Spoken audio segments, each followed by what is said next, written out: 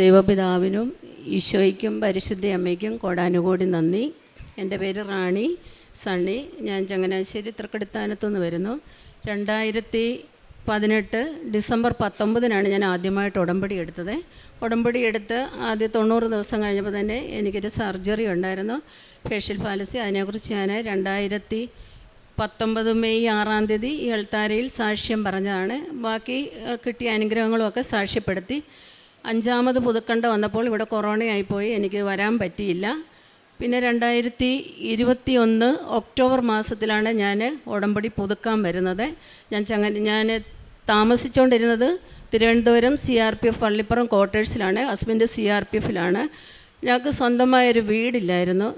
ഞങ്ങൾ 2008 ചെന്നൈയിൽ പോയി ക്വാർട്ടേഴ്സിൽ താമസിച്ചു. അപ്പോൾ അവിടെ വീട് വയ്ക്കാതെ കൊണ്ട് ഞങ്ങളൊരു സ്ഥലം വാങ്ങി 2010 ആയപ്പം അതിൻ്റെ പട്ടയ സംബന്ധമായ കാര്യത്തിന് പോകുമ്പോഴാണ് ആ സ്ഥലത്തിന് മുന്നാധാരത്തിന് പട്ടയമില്ല, വളരെ കോംപ്ലിക്കേറ്റഡ് ആയിട്ട് കിടക്കുവാണ്, ഞങ്ങൾക്ക് വിൽക്കാൻ സാധിക്കുന്നില്ല. വിൽക്കാൻ ആരെങ്കിലും നോക്കാൻ വരുമ്പോൾ അത് തടസ്സപ്പെടുത്തുന്ന കുറച്ച് ആളുകളും ഉണ്ടായിരുന്നു.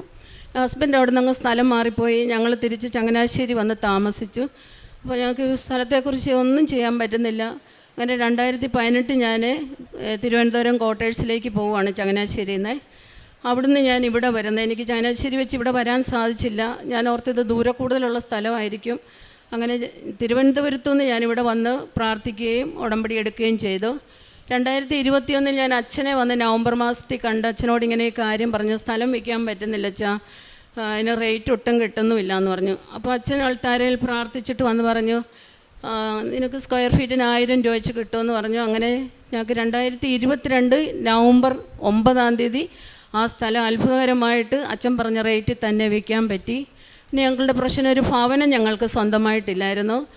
അങ്ങനെ ഭവനമില്ലാത്തതിലും വിഷമം ഉണ്ടായിരുന്നു. ക്വാർട്ടേഴ്സ് തന്നെ ഇങ്ങനെ നമ്മൾ ഇങ്ങോട്ട് വീട്ടിൽ വരും, 1-2 ദിവസം നിന്നങ്ങ് തിരിച്ചു പോകും, അങ്ങനെ ബുദ്ധിമുട്ടായിരുന്നു. ക്വാർട്ടേഴ്സിലുള്ളവരും എന്താ, ഞാൻ തന്നെയാണ് താമസിക്കുന്നത്. മോള് BSc നേഴ്സിങ്ങിന് ചെന്നൈയിലാണ് പഠിക്കാൻ പോയത് 2020. പിന്നെ ഹസ്ബൻഡ് വേറെ നോർത്ത് സൈഡിലാണ് ഡ്യൂട്ടി ചെയ്തുകൊണ്ടിരുന്നത്. അപ്പോൾ വീടില്ലാത്തത് കൊണ്ട് ഞാൻ സേഫ്റ്റിക്ക് വേണ്ടി ക്വാർട്ടേഴ്സിൽ നിന്നാണ് ഇവിടെ എല്ലാ മാസവും വരികയും ഉടമ്പടി പുതുക്കാനും പത്രം മേടിച്ച് എല്ലാ മാസത്തിൻ്റെ ആദ്യ ആഴ്ച വരുമായിരുന്നു, പത്രം മേടിച്ച് പ്രേക്ഷിതം ചെയ്യുമായിരുന്നു. അങ്ങനെ 2023 മെയ് 30 മോള് പഠിക്കുന്നിടത്തുനിന്ന് അവധിക്ക് വന്നു. മോൾക്ക് മൈഗ്രെയിൻ്റെ ഒരു തലവേദനയുണ്ടായിരുന്നു 9ാം ക്ലാസ് മുതൽ. അപ്പോൾ പലയിടത്തും നമ്മൾ കാണിച്ചതൊന്നും കുറയുന്നില്ല. അപ്പോൾ പിന്നെ ഞങ്ങളിവിടെ 2023 മെയ് 30 വണക്ക് മാസമുള്ള സമയത്ത് തന്നെ അച്ഛനെ വന്ന് കണ്ട് മോൾക്ക് മോള് പറയും മോൾക്ക് കിട്ടിയ അനുഗ്രഹങ്ങൾ. പിന്നെ മോൾ നേഴ്സിങ്ങിന് പോയപ്പം ഞങ്ങൾക്ക് അത്ര താല്പര്യമില്ല, മോൾ നേഴ്സിങ്ങിന് പോയാൽ എങ്ങനെ ഇവളുടെ ആറ്റിറ്റ്യൂഡ്, ഇവളെങ്ങനെ അതൊക്കെ ചെയ്യുമെന്ന്. അന്നേരം ഞാൻ പ്രാർത്ഥിക്കുമായിരുന്നു നിരന്തരം, അറപ്പും വെറുപ്പും ഇല്ലാതെ ഈശോയെ ശുശ്രൂഷിക്കാനായിട്ട് മോളെ ഒരുക്കണേ ഈശോയെ, അവൾക്ക് അതൊന്നും ബുദ്ധിമുട്ടില്ലാതെ പഠിക്കാനായിട്ടുള്ള കൃപ കൊടുക്കണേന്ന്. അതിൻ്റെ എല്ലാ കാര്യവും മോള് സാക്ഷ്യത്തിൽ മോളുടെ അനുഭവങ്ങൾ പറയും. ഇങ്ങനെ 2023 മോളെ തലവേദനയുടെ കാണിക്കാൻ വന്നപ്പം ഭവനമില്ലാന്ന് എഴുതി. അതെന്ത് ചെയ്താലും എന്നെ ഇവിടെ സ്റ്റേജിൽ പറയിപ്പിക്കത്തില്ല, കാരണം എനിക്ക് വാടക ചീട്ട് ചോദിച്ചു. ഞാൻ ഗവൺമെൻറ് ക്വാർട്ടേഴ്സിൽ താമസിക്കുന്നതാണ്. അതൊക്കെ ഹസ്ബൻഡിൻ്റെ ഒഫീഷ്യലായിട്ടുള്ള കാര്യം എൻ്റെ കയ്യിൽ കിട്ടത്തില്ല. ഞാൻ അമ്മയോട് തിരിഞ്ഞു നിന്ന് സങ്കടം പറഞ്ഞിട്ട് പോയി, അമ്മേ ഇനി എനിക്കിങ്ങനെ ഇവിടെ വന്ന് ഈ തിരുവനന്തപുരത്തു നിന്നുള്ള വരവല്ലേ, വന്ന് തിരിച്ച് ഞങ്ങൾക്ക് 6 മണിക്ക് മുന്നേ ക്വാർട്ടേഴ്സിലെത്തണം. പിന്നെ ഞാൻ തന്നെയൊക്കെ കയറുമ്പം ഗേറ്റിൽ നമുക്ക് എവിടെ പോയി എന്താണെന്നൊക്കെ ചോദിക്കാം. ആ ഒരു ഭയത്തിൽ ഞാൻ പെട്ടെന്ന് വന്നു, പെട്ടെന്ന് പോകും. അല്ലാതെ ഉടമ്പടി ധ്യാനമൊക്കെ കൂടുമ്പം എത്ര എളുപ്പം അങ്ങ് ക്വാർട്ടേഴ്സിലെത്താൻ നോക്കുമായിരുന്നു. അങ്ങനെ ഞാൻ അമ്മയോട് പറഞ്ഞിട്ട് പോയി, അമ്മ ഇനി എനിക്ക് അച്ഛനടുത്ത് ഇത് പറയാനായിട്ട് ഇടതരാതെ, എനിക്ക് വാടക ചീട്ടില്ലാതെ പറയാൻ പറ്റത്തില്ല, എനിക്ക് വീട് തരണമെന്ന് പറഞ്ഞു. മെയ് 30 പറഞ്ഞിട്ട് പോയി. ജൂലൈ 24 ഹസ്ബൻഡ് പെട്ടെന്ന് അവിടെ നിന്നൊരു ലീവിന് വന്നു. അവിടെ ചൂട് കൂടുതലാണെന്ന് പറഞ്ഞ് വന്നു. അങ്ങനെ ഞങ്ങൾക്ക് ചങ്ങനാശ്ശേരിയിലൊരു തൃക്കടിത്താനത്തൊരു വീട് കാണാനിടയായി. വീട് കണ്ടിട്ട് കുഴപ്പമില്ല, പക്ഷേ അത് പെയിൻ്റ് അടിക്കാതെയൊക്കെ ഇങ്ങനെ വാടകക്കാർ താമസിച്ച് 5 വർഷത്തോളം വളരെ മോശമായിട്ട് കിടക്കുക. കണ്ടിട്ട് പോയെങ്കിലും 11.5 സെൻറ്റ് സ്ഥലമുണ്ട്. കണ്ടിട്ട് പോയി തിരുവനന്തപുരത്തിന് ഇവിടെ വന്ന് മാതാവിനോട് പറഞ്ഞിട്ട് തിരിച്ച് ഞങ്ങൾ തിരുവനന്തപുരത്ത് പോയി. അപ്പോൾ അമ്മ പറയുക, വീട് എടുക്കാനുള്ളൊരു ഉൾബോധ്യം നമുക്ക് തരുക, ഈ വീട് നിങ്ങൾ എടുക്കുന്നത്. അങ്ങനെ ഞാൻ ഹസ്ബൻഡിനോട് ഓഗസ്റ്റ് മാസം ആദ്യം വന്ന് അവർക്ക് എഗ്രിമെൻറ്റ് കൊടുത്തു, വീടെടുത്ത് കഴിഞ്ഞപ്പോൾ അവിടെ വാടകക്കാരുണ്ട്. അത് 2025 മെയ്യിൽ അവർ ഇറങ്ങത്തുള്ളൂ, അവർ കയറിയതേ ഉള്ളൂ. അപ്പം ഞാൻ മാതാവിനോട് പ്രാർത്ഥിച്ച, അമ്മ തന്ന വീടിന് അമ്മ തന്നെ എല്ലാം നടത്തിക്കൊള്ളണേ. ഞങ്ങൾക്ക് എവിടെ താമസിക്കണമെന്നുള്ളത് പോലും ഞാൻ മാതാവിനോടും ഈശോയോടും പറയായിരുന്നു. ഈശോ ആഗ്രഹിക്കുന്ന സ്ഥലത്ത് ഞങ്ങൾക്കൊരു വീട് തരണേ. ഞങ്ങൾക്ക് എവിടെ ഒരു ഗ്രാഹ്യവും ഇല്ല അതിനെക്കുറിച്ച്, എവിടെ താമസിക്കണം. ഹസ്ബൻഡ് ദൂരെ ജോലി ചെയ്യുന്നു, ഞങ്ങൾക്ക് രണ്ടുപേർ കൂടെ ഒന്ന് സംസാരിക്കാനും ഒന്നും അതിനെക്കുറിച്ച് പറ്റുന്നില്ല. വീട് വെക്കണമെങ്കിലും ആൾ വേണം, ആര് നോക്കും, അങ്ങനെയൊക്കെ ഒരു ഭയങ്കര വിഷമത്തിലിരിക്കുമ്പം ഈ വീട് കാണുകയും ഈ വീട് ഞങ്ങൾ എഗ്രിമെൻറ്റ് ചെയ്യുകയും ചെയ്തു. അങ്ങനെ സെപ്റ്റംബർ 16 അത്ഭുതകരമായിട്ട്, ഓണത്തിൻ്റെ സീസണാണ്, ആ ഓണ സമയത്ത് എല്ലാ ഓഫീസും അടയ്ക്കുന്ന സമയമാണെങ്കിൽ പോലും ഹസ്ബൻഡ് ലീവിന് വന്നു 20 ദിവസത്തെ ഞങ്ങൾക്ക് വീട് എഴുതിക്കാനായിട്ട് സാധിച്ചു. അങ്ങനെ 2023 ഡിസംബർ 28 കുഞ്ഞിപ്പൈതങ്ങളുടെ ദിവസത്തിൽ ഞങ്ങൾ വീട് കയറി താമസിച്ചു. ഞാൻ എപ്പോഴും മാതാവിനോട് 3 ഡേറ്റ് പറയും. എനിക്കൊരു മോനുണ്ടായിരുന്നു, അവൻ 2004 ഡിസംബർ 7 ജനിച്ചതാണ്. 2009 ഡിസംബർ 30 കുഞ്ഞ് ഈശോയുടെ അടുത്തേക്ക് പോയി. പ്രാർത്ഥനാപൂർവ്വമുള്ള നല്ല പ്രാർത്ഥിക്കുന്ന കുഞ്ഞായിരുന്നു. അതിനൊരു മെഡുല ബ്ലാങ്കറ്റ് ട്യൂമർ. അപ്പം ഞാൻ എന്നും പറയും, ഒന്ന് ഷെമിമോൻ്റെ സ്വർഗത്തിലെ പിറന്നാളിന് ഈശോയെ എനിക്കൊരു ഭവനം തരണേ, ഷെമിമോനെ പ്രതിയുള്ള സ്നേഹത്തെ പ്രതി എനിക്കൊരു ഭവനം തരണേ എന്ന് ഞാനിങ്ങനെ പ്രാർത്ഥിച്ചു. അങ്ങനെ സെപ്റ്റംബർ 16 വീട് എഴുതാൻ പറ്റി. ഡിസംബർ 28 കുഞ്ഞിപ്പൈതങ്ങളുടെ തിരുനാളിന് ഞങ്ങൾ വീട്ടിൽ കയറി താമസിച്ചു. ഞാൻ സാക്ഷ്യം പറയാൻ 3 പ്രാവശ്യം വന്നപ്പോൾ മോൾക്ക് കിട്ടിയ അനുഗ്രഹങ്ങളോടെ മോൾ സാക്ഷ്യപ്പെടുത്തണമെന്ന് പറഞ്ഞു. മോളുടെ 4th ഇയർ കംപ്ലീറ്റായി. മിനിഞ്ഞാന്നാണ് റിസൾട്ട് വന്നത്. ഇന്നലെ മോൾക്ക് പല്ലിൻ്റെ ഇച്ചിരി ബുദ്ധിമുട്ടുണ്ടായിരുന്നു എടുത്തതിൻ്റെ.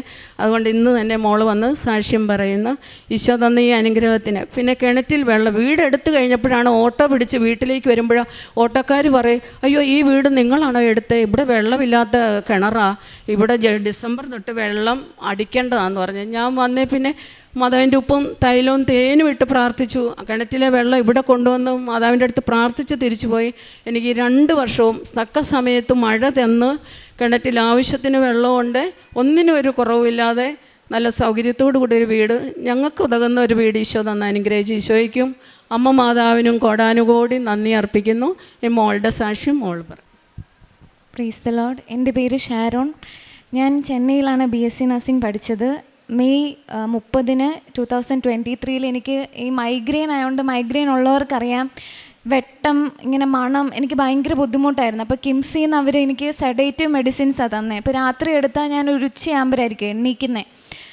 എന്നെ മമ്മി പറഞ്ഞു ഇവിടെ വരാമെന്ന് പറഞ്ഞു. എനിക്ക് അതിലുകൂടെ ഒരു ദേഷ്യം വേറെ ഒന്നും ഇല്ലായിരുന്നു. കാരണം ട്രാവൽ ചെയ്യണം, തിരുവനന്തപുരത്തു നിന്ന് വരണം, സൗണ്ട് ഒച്ച, എനിക്കങ്ങ് തല പൊട്ടുന്ന വേദനയായിരുന്നു. അപ്പം അച്ഛൻ ഇവിടെ ആൾക്കാരെ വന്ന് എൻ്റെ തലയെ കൈവച്ച് പ്രാർത്ഥിച്ചപ്പം ഞാൻ മനസ്സിലൊന്നും പ്രാർത്ഥിച്ചില്ല. കാരണം അതുപോലെ തലവേദനയായിരുന്നു എനിക്ക് പൊട്ടുന്ന വേദന. മൈഗ്രെയിൻ ഉള്ളവർക്കറിയാം അതിൻ്റെ ബുദ്ധിമുട്ട്.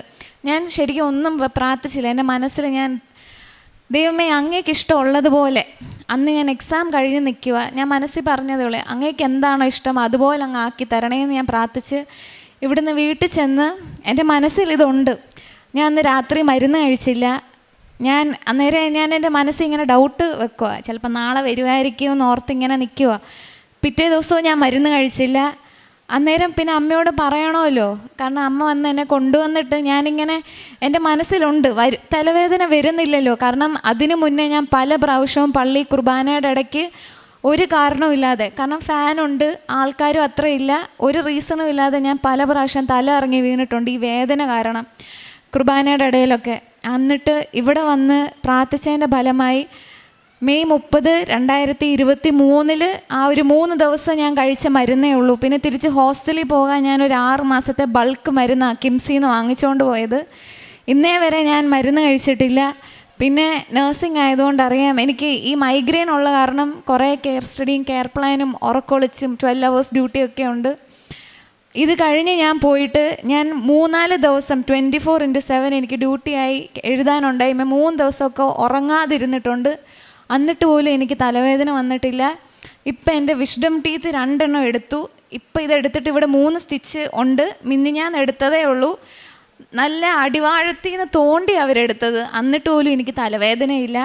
എന്ത് ചെയ്താലും തലവേദനയില്ല. പനി വന്നാലും ഇല്ല, വെയിൽ കൊണ്ടാലും ഇല്ല. എനിക്ക് ഇത്രയും വർഷമായിട്ട് 23 ഞാൻ ആ അനുഭവിച്ച വേദന അല്ലാണ്ട് ഇത്രയും വർഷമായിട്ട് എനിക്ക് തലവേദനയില്ല. പിന്നെ നഴ്സിങ്ങിന് പഠിക്കുന്ന സമയത്ത് ഓരോ വർഷവും എനിക്ക് ഇതുപോലെ ബുദ്ധിമുട്ടുണ്ടായിരുന്നപ്പം ഫസ്റ്റ് ഇയറിൽ എനിക്ക് മലയാളം വായിക്കാൻ അറിയത്തില്ല. മമ്മിയാണ് ഉടമ്പടി എടുത്ത്. മമ്മി കൊറോണയുടെ സമയമായതുകൊണ്ട് എനിക്ക് കാശ് രൂപം തന്നു വിട്ടു. അപ്പോൾ ഈ പ്രത്യക്ഷീകരണ പ്രാർത്ഥനയൊന്നും എനിക്ക് ചെല്ലാൻ അറിയത്തില്ല. ഞാൻ പഠിച്ച സ്ഥാപനത്തിൽ എനിക്ക് 1 മണിക്കൂറേ ഉള്ളൂ ഫോൺ. ആ സമയം കൊണ്ടൊന്നും ചെയ്യാൻ പറ്റത്തില്ല. കാരണം ഹോം സിക്കാണ് നമ്മൾ, പെട്ടെന്നൊന്നും ചെയ്യാൻ പറ്റത്തില്ല. എക്സാമിൻ്റെ സമയം എൻ്റെ ഒരു കൂട്ടുകാരിക്ക് പാൻക്രിയാറ്റൈറ്റിസ് ആയിട്ട് അവളെ എൻ്റെ കൂടെ വന്നതാണ്. അപ്പം അവളുടെ കൂടെ നിന്നില്ലെങ്കിൽ നമ്മൾ മാത്രം പോയി സെപ്പറേറ്റ് പഠിച്ചാൽ ശരിയാവത്തില്ല. തലേന്ന് എല്ലാം അവളുടെ കൂടെ, അവൾക്ക് ഭയങ്കര ഛർദിൽ. ഞാൻ പുസ്തകം തൊട്ടിട്ടില്ല. ബയോകെമിസ്ട്രി ന്യൂട്രീഷൻ്റെ എക്സാം ആയിരുന്നു. എനിക്ക് ഉറപ്പായിരുന്നു ഞാൻ തോറ്റു പോകുമെന്ന്. കാരണം ഞാൻ പഠിച്ചിട്ടേ ഇല്ല. 2 സെറ്റ് പേപ്പറാണ്. ഞാനത് എഴുതി. എനിക്കൊന്നും എഴുതാൻ അറിയാഞ്ഞിട്ട് ഞാൻ എഴുതി. ഞാൻ വന്ന് കരഞ്ഞ് അമ്മ എനിക്ക് പ്രത്യക്ഷീകരണ പ്രാർത്ഥന ഇട്ട് തന്നു. അതെനിക്ക് പകർത്തി എഴുതാൻ മലയാളത്തിൽ അറിയത്തില്ല. അപ്പോൾ എനിക്കൊരു ബെന്തിക്കോസ് കൂട്ടുകാരിയുണ്ട്. അവൾ എനിക്ക് മലയാളത്തിൽ എഴുതി തന്നു എൻ്റെ ഫോൺ ടൈമിങ്ങിൽ. അവൾ എന്നെ പറഞ്ഞ് പഠിപ്പിച്ച പ്രാർത്ഥന. ആ പ്രാർത്ഥന അങ്ങനെ പഠിച്ച് ഞാൻ ചാപ്പലിൽ പോയി. സമയമൊന്നുമില്ല, എനിക്ക് എപ്പോൾ മനസ്സിൽ തോന്നുന്നു അപ്പോൾ ഒക്കെ ഞാൻ അത് പ്രാർത്ഥിക്കുമായിരുന്നു. മനസ്സറിഞ്ഞ് ഞാൻ ഒത്തിരി പ്രാർത്ഥിക്കുന്ന ഒരു ടൈപ്പല്ല ഞാൻ, പക്ഷെ പ്രാർത്ഥിക്കുമ്പോൾ ഞാൻ മനസ്സറിഞ്ഞ് ഉരുകി പ്രാർത്ഥിച്ചു. റിസൾട്ട് ഒരു സാറ്റർഡേ വന്നു. മാം ഇങ്ങനെ റോൾ നമ്പർ വൈസ് എല്ലാവരുടെയും ഫെയിലായവരുടെ പറയുക. കാരണം ഞങ്ങളുടെ ഫോൺ ഇല്ലല്ലോ. അന്നേരം എൻ്റെ റോൾ നമ്പറിന് മുന്നുള്ളവർക്ക് വരെ 2 സബ്ജക്റ്റ് ഫെയിലായി. അത് കഴിഞ്ഞുമായി. എൻ്റേത് പറഞ്ഞപ്പം എൻ്റെ പേരില്ല. അപ്പോൾ ഞാൻ മാമിനോട് ചോദിച്ചു, മാമിന് തെറ്റിപ്പോയത് എൻ്റെ റോൾ നമ്പർ ഉണ്ടോ, ഒന്ന് നോക്കുമെന്ന് പറഞ്ഞു. മാം പറഞ്ഞില്ല. പിന്നെ എനിക്ക് സംശയമായി. ഞാൻ ചോദിച്ചാൽ അല്ല യൂണിവേഴ്സിറ്റി ഇനി ഒന്നുകൂടെ ഇടുമായിരിക്കും റിസൾട്ട്, എൻ്റെ പേരില്ല. മാം പറഞ്ഞില്ല, ഇതാ ഫൈനൽ പാസ്സായി. അതുപോലെ ഈ 4 വർഷവും എനിക്ക് തന്ന അത്ഭുതങ്ങൾ വളരെ അധികമാണ്. എനിക്ക് കാശ്രൂപം കൊണ്ടുപോകാൻ പറ്റാത്ത സമയത്ത് ഈ ഉടമ്പടി പത്രത്തിൻ്റെ ഫ്രണ്ടിലെ ലോഗോ കീറി ID കാർഡിൽ വെച്ചിട്ടൊക്കെയാണ് എക്സാം എഴുതിക്കൊണ്ടിരുന്നത്. ഒത്തിരി അനുഗ്രഹം പറഞ്ഞാൽ ഒത്തിരി നീണ്ടുപോകും. ഞാൻ ഉടമ്പടി എടുത്തിട്ടില്ല, എന്നാൽ പോലും മമ്മി ഉടമ്പടി എടുത്തതിൽ കുറേ അനുഗ്രഹം എനിക്ക് കിട്ടിയിട്ടുണ്ട്. മാതാവിന് വളരെ നന്ദി. ഫിലിപ്പിയർക്ക് എഴുതിയ ലേഖനത്തിൽ വിശുദ്ധ പൗലോസ് ശ്ലീഹ പറയുന്നു, എന്നാൽ ഒരു കാര്യം ഞാൻ ചെയ്യുന്നു, എൻ്റെ പിന്നിലുള്ളവയെ വിസ്മരിച്ചിട്ട് മുന്നിലുള്ളവയെ ലക്ഷ്യമാക്കി ഞാൻ മുന്നേറുന്നു. ഇറാണി എന്ന സഹോദരി തൻ്റെ സാക്ഷ്യം മകൾക്ക് വേണ്ടി പറയുകയായിരുന്നു. തൻ്റെ കുടുംബത്തിന് വേണ്ടിയായിരുന്നു ഇവിടെ വന്ന് തിരുവനന്തപുരം എന്ന സ്ഥലത്തു നിന്ന് ഇത്രയും ദൂരം വന്ന് ഉടമ്പടി എടുത്ത് തൻ്റെ ക്വാർട്ടേഴ്സിലേക്ക് തിരിച്ചു പോകാനുള്ള ബുദ്ധിമുട്ട്, അവിടെ ചെന്ന് കയറുമ്പോഴുള്ള ബുദ്ധിമുട്ട്, തൻ്റെ ഹസ്ബൻഡിൻ്റെ ജോലി കാരണം അവർക്ക് സെപ്പറേറ്റ് സ്ഥലത്ത് ജീവിക്കേണ്ട ഒരവസ്ഥ, തനിക്ക് സ്വന്തമായിട്ടൊരു വീടില്ലാത്ത അവസ്ഥ, വീടിന് വേണ്ടി പ്രാർത്ഥിക്കണമെങ്കിൽ അച്ഛൻ്റെ അടുത്തൊന്ന് വന്ന് പ്രാർത്ഥിക്കണമെങ്കിൽ ലീഗൽ പേപ്പർ സബ്മിറ്റ് ചെയ്യാൻ പറ്റാത്തൊരവസ്ഥ, ഇതൊക്കെയായിട്ട് പരിശുദ്ധ അമ്മയോട് സങ്കടം പറയുന്ന ഈ റാണി ഇന്ന് വളരെ സന്തോഷത്തോടു കൂടിയാണ് പരിശുദ്ധ അമ്മയുടെയും ഈശോയുടെയും ഈ തിരുവൾത്താരയിൽ നിൽക്കുന്നത്. തനിക്കൊരു വീട് ലഭിച്ചു. താൻ ആഗ്രഹിച്ച ആ ദിവസത്തിൽ തന്നെ, കുഞ്ഞിപ്പൈതങ്ങളുടെ തിരുനാൾ ദിവസത്തിൽ തന്നെ അവർക്ക് കയറി താമസിക്കാനുള്ള വലിയ കൃപ വീട് നൽകി അനുഗ്രഹിച്ചു. അതുപോലെ തന്നെ തൻ്റെ മകളുടെ ഈ വലിയ മൈഗ്രെയിൻ അസുഖത്തിൻ്റെ സാക്ഷ്യവും താൻ പരീക്ഷ എഴുതി ജയിച്ച വലിയ ഉന്നത വിജയം നൽകിയ സാക്ഷ്യവുമൊക്കെ നമ്മൾ കേട്ടു. ഇതിനെല്ലാം എനിക്ക് വളരെ ടച്ച് ചെയ്ത ഒരു ഭാഗം ഇതാണ്. ഞാൻ എൻ്റെ മകൾക്ക് വേണ്ടി പ്രാർത്ഥിച്ചിരുന്നത് പ്രേക്ഷിത വേല ചെയ്യുന്ന, രോഗികളെ ശുശ്രൂഷിക്കുന്ന, സ്നേഹിക്കുന്ന ഒരു നേഴ്സാക്കി എൻ്റെ മകളെ വളർത്തണമേ എന്ന്. സാധാരണ എല്ലാവരും ആഗ്രഹിക്കുന്നത് എൻ്റെ മകൾക്ക് നല്ല മാർക്ക് വേണം, എൻ്റെ മകൾക്ക് നല്ല സാലറി വേണം, എൻ്റെ മകളുടെ മാരീഡ് ലൈഫ് നല്ല ഫ്യൂച്ചർ നന്നായിരിക്കണം, അങ്ങനെയൊക്കെയാണ് സാധാരണ എല്ലാ അമ്മമാരും വന്ന് പ്രാർത്ഥിക്കുന്നതും ആഗ്രഹിക്കുന്നതും. പക്ഷേ ഈ അമ്മയുടെ പ്രാർത്ഥന വളരെ വ്യത്യസ്തമാണ്. എൻ്റെ കുഞ്ഞിനെ രോഗികളെ ശുശ്രൂഷിക്കാൻ സാധിക്കുന്ന എല്ലാ കഴിവും നൽകി അനുഗ്രഹിക്കുന്ന ഒരു നല്ല നഴ്സാക്കി മാറ്റണമെന്ന്. നമ്മയൊക്കെ വളരെ പുളകം കൊള്ളിക്കുന്ന ഒരു പ്രാർത്ഥനയാണ്, നമുക്ക് മാതൃകയാക്കാവുന്ന ഒരു പ്രാർത്ഥനയാണ്. ഈ സംഘട്ടനങ്ങളിലെല്ലാം ഈ അമ്മ തൻ്റെ പ്രേക്ഷിത പ്രവർത്തനങ്ങളും കാരുണ്യപ്രവൃത്തികളും എല്ലാം ചെയ്ത് ഉടമ്പടി നിബന്ധനകൾ പാലിച്ചുകൊണ്ട് തന്നെ പരിശുദ്ധ അമ്മയെ സമീപിച്ച് ഇവിടെ നിന്ന് പത്രം വാങ്ങി കൊണ്ടുപോകലും എല്ലാം ഈ സഹോദരി ചെയ്തു. സിൽവർ ഗ്രേ വരെ എത്തിയിരിക്കുന്ന 17ാം പ്രാവശ്യമാണ് ആൾ ഉടമ്പടി പുതുക്കിയിരിക്കുന്നത്. വളരെ വിശ്വസ്തയോടുകൂടി എന്നും ഉടമ്പടിയിലായിരിക്കുമെന്ന വലിയ തീരുമാനം ഇപ്പോഴും പ്രഖ്യാപിച്ചുകൊണ്ടിരിക്കുകയാണ്. നമുക്കറിയാം, എന്നും ചിലരൊക്കെ ഉടമ്പടി ഉഴപ്പിക്കഴിയുമ്പോൾ കുറച്ചൊന്ന് എൻ്റെ ഉപവാസമൊന്ന് മാറ്റിവെക്കാം, എനിക്ക് കുറച്ചൊന്ന് അടിച്ചു പൊളിക്കണം. പക്ഷേ ഈ സഹോദരി നിത്യം ഉടമ്പടിയിലാണ്. അതിൻ്റെ നിബന്ധനകൾ പാലിച്ചുകൊണ്ടിരിക്കുമ്പോൾ നമ്മൾ കൃത്യസമയത്ത് എണീക്കുന്നു, കൃത്യസമയത്തുള്ള പ്രാർത്ഥനകൾ, കൃത്യമായിട്ടുള്ള ആഴ്ചയിലൊരിക്കലുള്ള ഉപവാസം, കുമ്പസാരം, വിശുദ്ധ കുർബാന, ഇതെല്ലാം ഒരു ജീവിതത്തിൻ്റെ ക്രമമായി, ജീവിതത്തിൻ്റെ ഭാഗമായി എന്നാണ് റാണി ഏറ്റുപറയുന്നത്. അതുപോലെ തന്നെ ഈ മകൾ അമ്മയെയും കുടുംബത്തെയും കണ്ടുപിടിച്ച ഈ മകൾ പറയുന്നത്, ഞാൻ ഉടമ്പടി എടുത്തിട്ടില്ല, ഞാനതിനെ ആഗ്രഹിക്കുന്നു. തൻ്റെ സാഹചര്യങ്ങൾ തന്നെ ഉടമ്പടി ജീവിതത്തിലേക്ക് തന്നെ മാടി വിളിക്കുന്നു.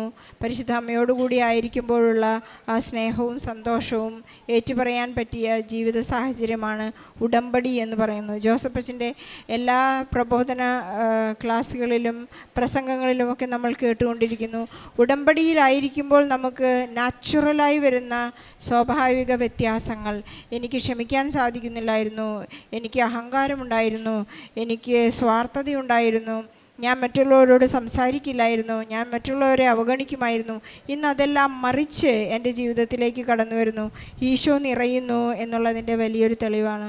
നമ്മൾ വിശുദ്ധ കുർബാന സ്വീകരിക്കുമ്പോൾ നമുക്കുണ്ടാകുന്ന ഈശോ നിറയുന്ന അനുഭവത്തിലേക്ക് നമ്മൾ കടന്നു വരുമ്പോൾ നമ്മുടെ ഉടമ്പടി ജീവിതം സക്സസ് ആവുന്നു എന്നുള്ളതിൻ്റെ വലിയ തെളിവാണ് ഈ സാക്ഷ്യം. റാണിയുടെ കുടുംബത്തിന് വേണ്ടി നമുക്ക് പ്രാർത്ഥിക്കാം. ഇത്ര നല്ല സാക്ഷ്യം നൽകി അനുഗ്രഹിച്ച പരിശുദ്ധ അമ്മയ്ക്കും ഈശോയ്ക്കും ഒരു നല്ല കയ്യടി നൽകി സാക്ഷ്യം നമുക്ക് സമർപ്പിക്കാം. അത്യപൂർവ ദൈവാനുഭവങ്ങൾ ഇനി നിങ്ങൾക്കും സ്വന്തം. ഈ യൂട്യൂബ് ചാനൽ ഇതുവരെ സബ്സ്ക്രൈബ് ചെയ്തിട്ടില്ലെങ്കിൽ ഇപ്പോൾ തന്നെ സബ്സ്ക്രൈബ് ചെയ്യുക. ഈ വീഡിയോ ഇപ്പോൾ തന്നെ നിങ്ങളുടെ സുഹൃത്തുക്കൾക്ക് ഷെയർ ചെയ്തുകൊണ്ട് കർത്താവിൻ്റെ പ്രേക്ഷിതരാകുക.